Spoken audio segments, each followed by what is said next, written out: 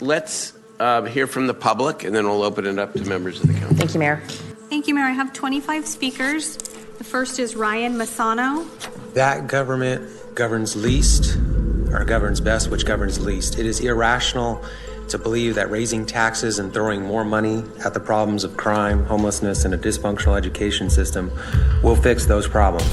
No society in human history ever taxed its way to prosperity.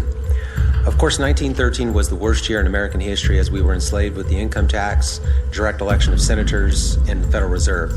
And if you say who runs the Federal Reserve, you are anti-Semitic, a word which, along with Nazi and racist, was created by these bankers to protect them from criticism.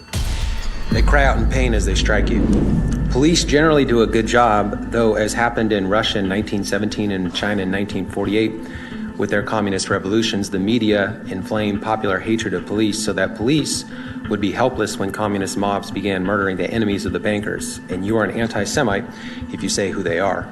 Until union control of police and all other professions is ended, they will not be truly accountable to the people they serve. Unions profess to give fair wages and benefits, but in reality it is about absolute control from the top of the unions. If white supremacists hate bigotry, sexism, and racism from whites was a problem in Sacramento, then why isn't the entire Sacramento City Council made up of straight whites? So we see you are deceiving when you speak about the problems of racism, white supremacy, Nazis, and hate. Just because you hate the truth does not make a white person who tells it hateful. Anti-Semitism used to mean someone who hates all Jews. Now it means someone who is hated by Jew bankers. 90% Hey, see you later, pal. We don't want to hear any more from you. Okay, I have the First Amendment. I have the First Amendment.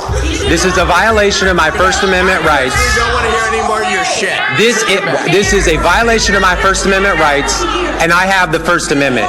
You need to listen to that, and you need to get your audience in control too. I have 30 seconds left on my clock. You have no right to take away my time. Will you pause for a moment? Pause for a moment.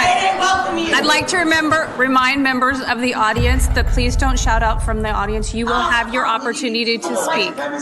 Thank you. Would you put 30 seconds back on the clock? You'll have 30 seconds. Thank you.